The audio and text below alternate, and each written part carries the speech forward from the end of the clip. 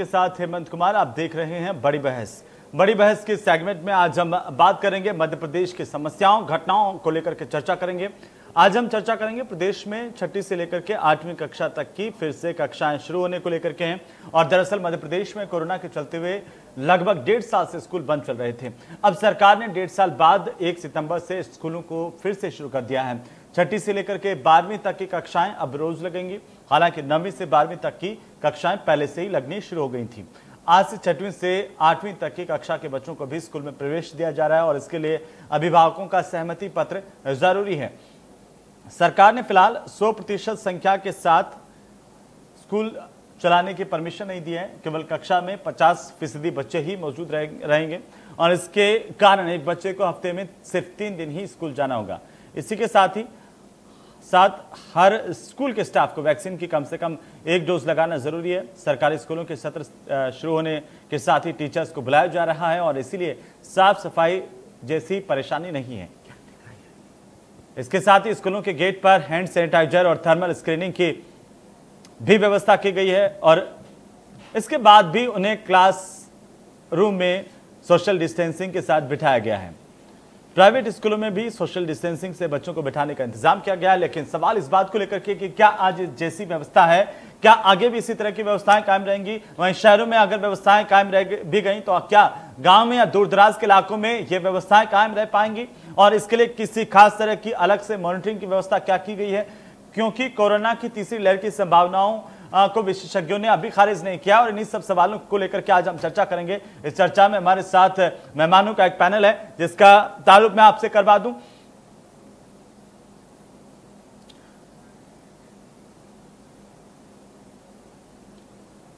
तो आखिरकार फिर से स्कूल खुल गए हैं और इसे लेकर के अभिभावकों के मन में कई तरह की आशंकाएं जरूर हैं कि आखिर कैसे, जब एक तरफ यह कहा जा रहा कि यहां पर कोरोना की अभी तीसरी लहर का खतरा पूरे देश में बरकरार है, तीसरी लहर अक्टूबर में आ सकती है, लेकिन अक्टूबर में तमाम राज्य सरकारें और बाकी के अगर राज्यों की हम बात करें तो आज से ही उत्तर प्रदेश ने छोटे बच्चों के स्कूल खोल दिए हैं, राजस्थान की तरफ से भी स्कूल खोल दिए गए, उधर हरियाणा की बात करें हरियाणा में भी, तो क्या मध्य प्रदेश में भी इस तरह से जो स्कूल खोले जा रहे हैं वो उचित हैं। इसे लेकर के सवाल और आशंकाएं अभिभावकों के मन में भी है कि क्या स्कूलों में तमाम तरह की गाइडलाइन का पालन किया जा सकेगा, क्योंकि सोशल डिस्टेंसिंग की बात होती है तो ऐसे में बच्चों में क्या सोशल डिस्टेंसिंग वहां पर रखी जा सकेंगी। अगर मास्क की बात करें छोटे बच्चों को, अगर उनके मास्क की बात करें तो ज्यादा समय तक जब बड़े मास्क नहीं पहन करके रह पाते हैं तो ऐसे में छोटे बच्चे क्या इतनी देर तक मास्क रख सकेंगे, स्कूलों के अंदर प्रॉपर मास्क की व्यवस्था हो पाएगी।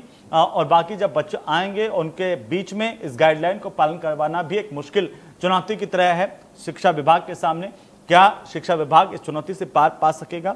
अगर कोई बच्चा संक्रमित होता है तो फिर बाकी बच्चों तक भी एक खतरा हो जाएगा, उसको लेकर के क्या एहतियात बरते जा रहे हैं और जो स्कूल इन गाइडलाइन की पालना नहीं कर रहे हैं उन स्कूलों की मॉनिटरिंग आखिर कैसे होंगी, क्या ऐसे स्कूलों पर कार्रवाई होंगी, ये तमाम तरह के सवाल हैं और इन सवालों को जानने की आज हम कोशिश करेंगे। लेकिन सरकार अब धीरे धीरे कोशिश कर रही है कि तमाम व्यवस्थाएं तमाम चीजें पटरी पर लौटें और इसी को लेकर के सरकार की कवायद है कि धीरे धीरे अब स्कूल भी पूरी तरह से खोला जाए, क्योंकि एक तबका जो लगातार ये सवाल उठा रहा था, चाहे वो विपक्ष की बात करें, कुछ नेताओं की बात करें, आम लोगों की बात करें, यह सवाल जरूर उठ रहा था कि जब हमने कोरोना के बाद में सारी तमाम चीजों को खोल दिया, जब हमारे मार्केट खुल गए, मंदिर मस्जिद खुल गए हैं, धर्म स्थल खुल गए हैं और साथ ही साथ बाजार और शॉपिंग मॉल्स खुल गए हैं, सिनेमा घरों तक को खोल दिया गया, तो स्कूल आखिरकार क्यों बंद रहे हैं? और सरकार ने इसी के को देखते हुए स्कूलों को फिर से पटरी पर लाने की कवायद ये देखी जा रही है। सरकार अब ये कोशिश कर रही है कि तमाम तरह के एहतियातों के बीच कम से कम बच्चों की पढ़ाई को फिर से शुरू करवाया जाए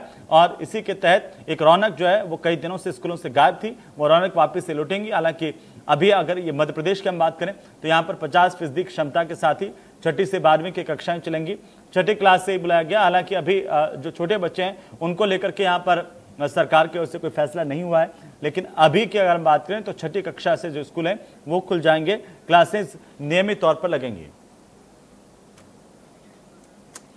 तो आज इसी पर हम चर्चा करेंगे। आखिरकार अभिभावकों के मन में किस तरह की शंकाएं हैं, उन्हें सरकार कैसे दूर कर रही है और जो तमाम चुनौतियां हैं उनसे सरकार कैसे निपटेगी, अपने आप में एक बड़ा सवाल, महत्वपूर्ण सवाल जिस पर आज हम चर्चा करेंगे, बात करेंगे। हमारे साथ एक पैनल जो है वो जुड़ चुका है, उससे मैं आपका तारुफ करवा दूं। हमारे साथ कांग्रेस के प्रवक्ता वियान खोंगल साहब और साथ ही साथ बीजेपी के प्रवक्ता दिव्या गुप्ता जी हमारे साथ हैं।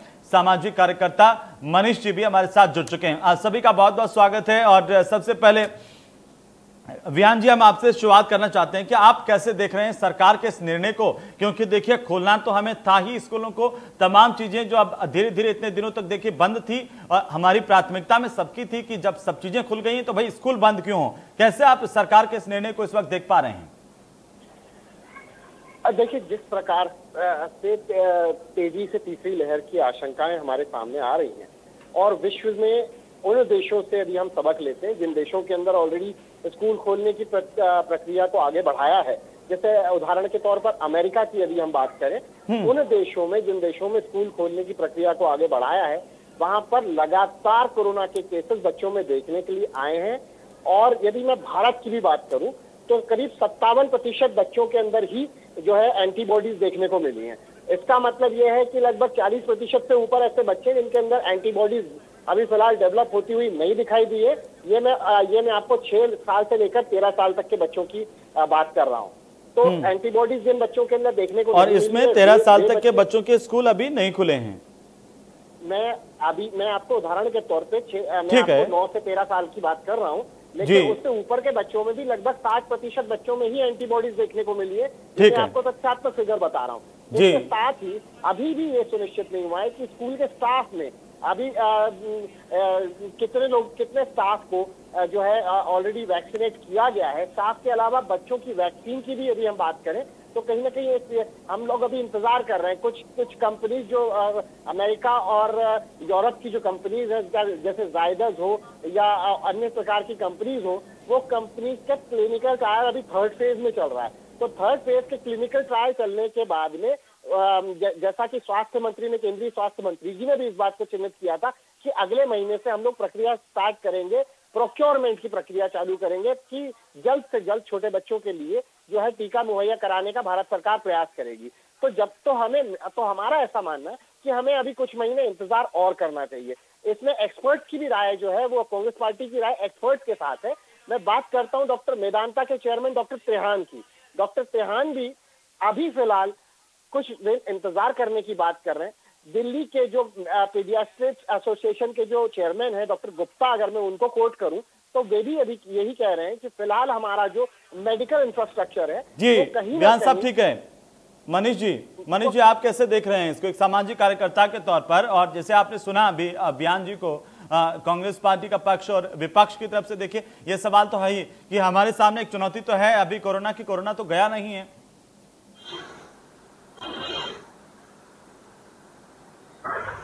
मनीष जी देखिए, मैं बताना चाहूंगा सबसे पहले आपको कि विश्व स्वास्थ्य संगठन ने कि पैंडेमिक से इसको एंडेमिक घोषित कर दिया है। मतलब ये स्थानीय बीमारी घोषित कर दी है। WHO का कहना यह है कि भारत के दृष्टिकोण से अब ये बीमारी हमेशा रहेगी, जैसे दूसरी बीमारियां हमेशा कैंसर है या जो भी बीमारी अपने आई वो हमेशा की तरह है। तो ये समस्या तो आपको हमेशा ही झेलना पड़ेगी। अब ये नहीं कह सकते कि 1-2 साल बाद खत्म हो जाएगी तो हम शिक्षा को रोक के हम साल भर प्रतीक्षा कर सकते हैं। आपको इसी बीमारी के साथ जीना पड़ेगा और इसके साथ ही एडजस्ट करते हुए धीरे धीरे आपको कदम बढ़ाने पड़ेंगे। जैसे सभी ने कहा कि सब कुछ खुल गया है तो स्वाभाविक है स्कूल भी खुलना चाहिए, है ना। हाँ, जो गाइडलाइन आप ये मान रहे हैं कि स्कूल खोलने का जो फैसला है वो सही है और आप इसे देख रहे हैं कि वो सही तरीके से लागू हो जाए, बस वहां पर गाइडलाइन की पालना हो जाए और हम अपने बच्चों को सुरक्षित रख पाएं। मैं आता हूं आपके पास में दिव्या जी, लेकिन पहले आशीष शर्मा जी हमारे साथ हैं, मैं उनका परिचय भी करवा दूं। आशीष जी पेरेंट्स एसोसिएशन के अध्यक्ष हैं, उनकी राय भी अपने आप में काफी महत्वपूर्ण है। आप आशीष जी कैसे देख रहे हैं सरकार के इस फैसले को? एक अच्छा इनिशिएटिव है जो स्कूल खुल रहा है, लेकिन जो अंदेशा जैसा हमारी बात हो रही है, डॉक्टर दिव्या गुप्ता भी हमारे साथ में है कि कहीं ना कहीं अक्टूबर में 3rd वेव के चांसेस है और बच्चे रिस्क पे हैं। अभी वैक्सीन 2 महीने बाद शायद लॉन्च हो जाए, जायडस या दूसरी फार्मास्यूटिकल कंपनी ट्राई कर रही है। तो जो हमने इतना इंतजार किया, सब चीज रूटीन पे ला रही है, तो हम वापस से जैसा हम अभी जो दूसरी लहर आई और हमने कई कैजुअलिटीज और डेथ देखी है, तो हम क्यों बच्चों को रिस्क लेके 2 महीने और 3 महीने वेट कर सकते हैं कि बच्चों को डोज स्टार्ट हो जाए। क्योंकि कहीं ना कहीं सरकार को ये सोचना चाहिए कि बच्चे हर घर में एक बड़ा रिस्क ले सकता है, लेकिन बच्चों के लिए पेरेंट्स कभी कॉम्प्रोमाइज नहीं करते। तो अगर जरा सा भी ये पेशेंट, अभी जैसा ये सीजन चल रहा है, कॉमन कोल्ड बहुत पेशेंट बढ़ जाती है अगस्त सितंबर के टाइम, बारिश के टाइम, तो जरा से अगर बच्चों की इम्यूनिटी थोड़ी लो होती है, थोड़ा से में उनको सर्दी खांसी हो जाती है, ऐसे में बच्चों को रिस्क पे हम कहीं ना कहीं डाल रहे हैं। स्कूल खोल के 2-3 महीने वेट करना चाहिए कि एटलीस्ट वैक्सीन लॉन्च हो जाए, 15-20 दिन में थोड़ा रोटेशन वैक्सीन का है, फिर करें।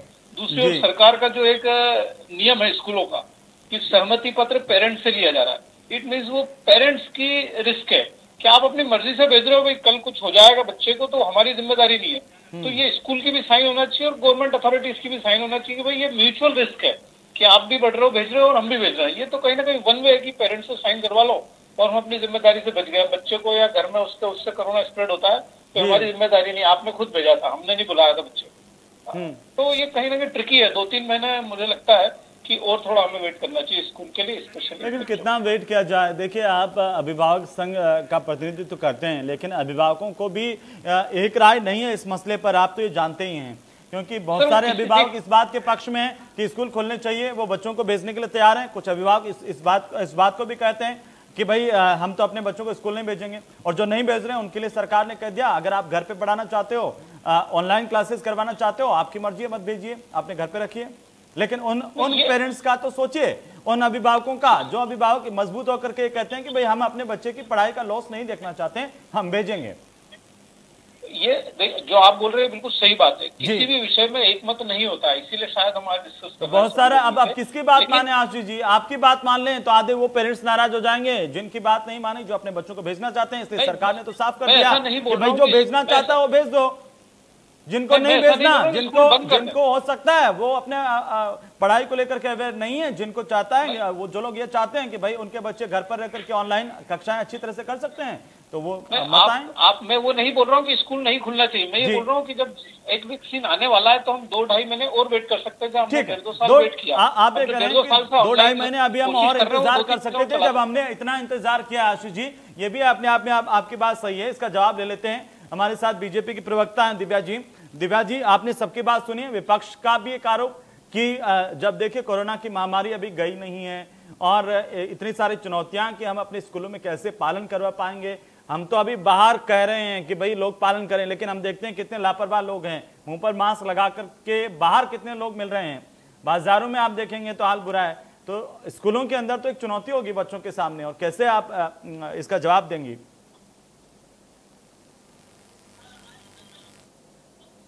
इसलिए कि हम अभी तीसरी लहर के कगार पर एक डरे सहमे से हम लोग बैठे हुए हैं। आ रही है या नहीं आ रही है, इस बात की संशय है मन में। गुबार आता हुआ दिख रहा है और उसके लिए हम तैयारी कर रहे हैं। मैं अपने आपको इस विषय के बारे में सिर्फ एक जानकारी देना चाहूंगी कि जैसा कि अभी WHO के बारे में चर्चा की गई कि now it is an endemic. अब ये क्योंकि एक वायरल है, और इस महा इन्फ्लुएंजा वाला जैसा एक वायरस था जिसने इन्फ्लुएंजा का जब प्रकोप आया था, और तब हमने विश्व भर में अनेक हमने जान गंवाई थी। उसके बाद ये भी एक प्रकार का एक वायरल है। अब इस वायरल के साथ मुझे ऐसा लगता है कि हमको थोड़ा बहुत जीना सीखना भी पड़ेगा। 1, 2, इसका सबसे बड़ा जो कारगर हमारे पास हथियार उपाय है, prevention is better than cure, वो सबसे अच्छी चीज है वैक्सीन।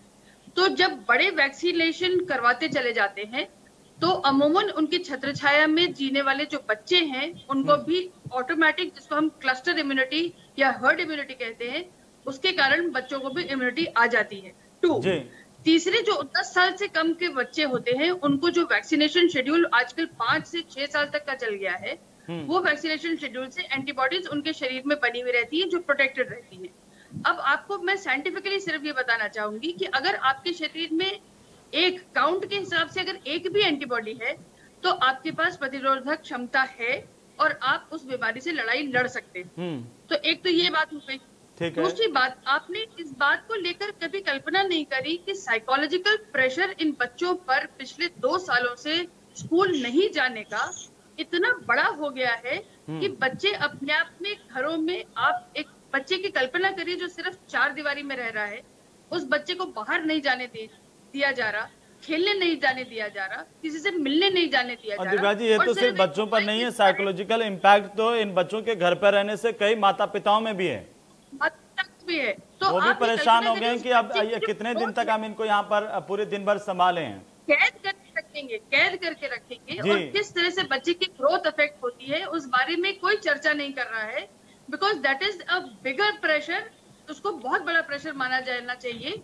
और ऑनलाइन क्लास में एक बच्चा कितना ध्यान दे सकता होगा, ये सब और उसकी भी ऑनलाइन क्लासेस की भी तो अपनी देखिए एक सीमाएं हैं, और बच्चे उससे कितने परेशान हो रहे हैं ये भी सामने आ रहा है। जो रिपोर्ट्स आ रही हैं कि कई बच्चों की आंखें अब खराब होने के उस पर हो गया है, ज्यादा इम्पैक्ट आ रहे हैं, कई बच्चों की रीढ़ की हड्डी में दर्द हो रहा है, बच्चे कंटिन्यू बैठ नहीं पा रहे हैं, ये भी सारी बहुत सारी परेशानियां हैं। जी, बच्चों का एबनॉर्मल बिहेवियर देखने में आ रहा है, बच्चे एबनॉर्मल व्यवहार करने में लग गए हैं, डिप्रेस रहने लग गए हैं। जब तक आप धूप हवा खेलेंगे कूदेंगे नहीं अपने दोस्तों यारों के साथ, तब तक कैसे संभव है कि आपका विकास हो? तो एक शारीरिक मानसिक विकास का खुलापन होना भी बहुत जरूरी है। दिव्या जी, सवाल इस बात को लेकर के है, क्या हम स्कूलों में गाइडलाइन की पालना करवा पाएंगे? क्या बच्चों को वहां पर स्कूलों में सुरक्षा दे पाएंगे? और जो लोग इसके प्रति लापरवाह देखे जाएंगे उनके खिलाफ कार्रवाई क्या होगी? क्या इसका खाका भी आपने तैयार किया है? जी बिल्कुल तैयार है, बिल्कुल तैयार। मैं आपको एक और सामाजिक एक बात आप कहना चाहूंगी। इंटरेस्टिंग ऑब्जर्वेशन ये है कि जो अभी बच्चे हैं वो आप और हमसे ज्यादा सचेत है। किसी बच्चे को बार बार यदि कहा जा रहा है कि तुम मास्क पहनो, तो वो बच्चा अब अपने पेरेंट्स को बोल रहा है कि मम्मी आपका मास्क नीचे जा रहा है, मास्क ऊपर करिए, पापा मास्क पहनिए। तो बच्चे, अब मुझे लगता है कि एक रिवर्सल का चेंज आ गया है और बच्चे अब सब लोगों को सिखा रहे हैं कि आप मास्क पहन के रखें। सोशल डिस्टेंसिंग और इन सब की जो बातें इतनी बार हैमर हो गई हैं उनके दिमाग में कि आजकल बच्चे ज्यादा सचेत हैं। एक बात। दूसरी बात है कि स्कूलों को बहुत स्ट्रिक्ट इंस्ट्रक्शंस दिए गए हैं इनको फॉलो करने के। अब स्ट्रिक्ट इंस्ट्रक्शंस तो हमने बड़ों को भी दिए थे जो बाजारों में जिनका पालन नहीं हो रहा है। तो कायदे से तो ये कहा जाए कि बड़े ज्यादा उच्छृंखल हैं और बड़े ज्यादा उस लॉ को ब्रेक कर रहे हैं बनिस्बत बच्चों के। बच्चे आजकल ज्यादा, लेकिन हम सबकी जिम्मेदारी, दिव्या जी, मैं तो ये कहता हूं कि हम सबकी जिम्मेदारी बनती है। देखिए, सरकार की तो बनती है, सरकार के साथ सबकी जिम्मेदारी है। कोरोना तो ऐसी चीज है कि हम अपने बच्चों में भी इसे लेकर एप्रोप्रिएट बिहेवियर सिखाएंगे, तब जाकर के कुछ होगा। मनीष जी, बिल्कुल संक्षेप में एक लाइन में क्या कहना चाहते हैं जो अब तक दिव्या जी ने बात की उस पर, जल्दी से, समय नहीं ज्यादा।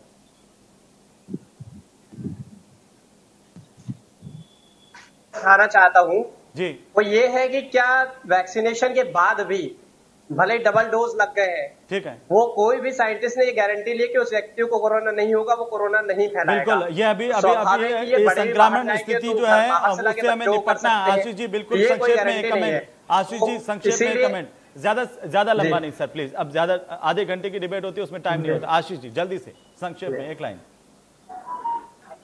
सर, सिंपल बात है, जब तक के डिसिप्लिन में जिम्मेदारी तय नहीं होगी सरकार और स्कूल की, तब तक के रिस्क रहेगा कहीं ना कहीं। तब तक रिस्क रहेगा। विहान खोंगल साहब तो साइन करना है उस पर सरकार और फिर स्कूल की भी साइन होना चाहिए। ठीक है विहान जी। सबसे महत्वपूर्ण बात जो ध्यान देने वाली है वो ये है कि हमारी लड़ाई एक ऐसे वायरस से है, इससे पहले भी हम कई महामारियों को झेला है, एक विश्व के रूप में, एक देश के रूप में, हमारे मध्य प्रदेश एक राज्य के रूप में।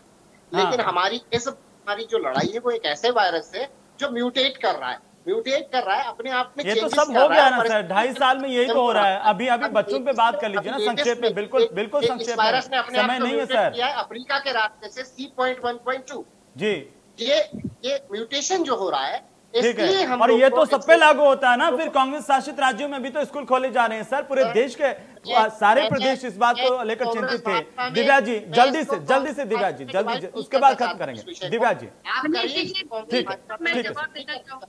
वैसे तो राजस्थान से आपने भी ले लिया कि हम लोग अभी तक स्कूल नहीं खोले, तो इस बात को समझिए जी।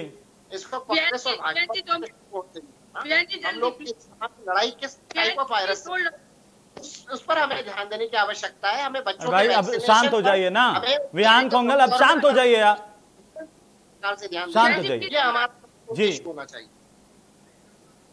वैक्सीनेशन से क्या हम फिर वैक्सीनेशन 2 डोज लगाने के बाद भी क्या हम पॉजिटिव हो सकते हैं? हाँ, हम हो सकते हैं, ठीक है।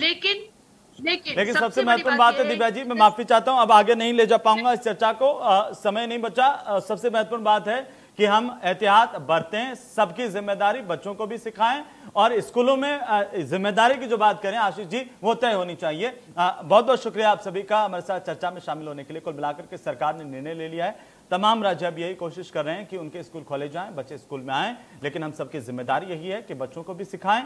स्कूल की भी जिम्मेदारी है कि तमाम एहतियात बरते जाएं, और सरकार लगातार इस बात की निगरानी करेंगी कि जो लोग गाइडलाइन की पालन नहीं करें उनके खिलाफ कार्रवाई होनी चाहिए। नमस्कार।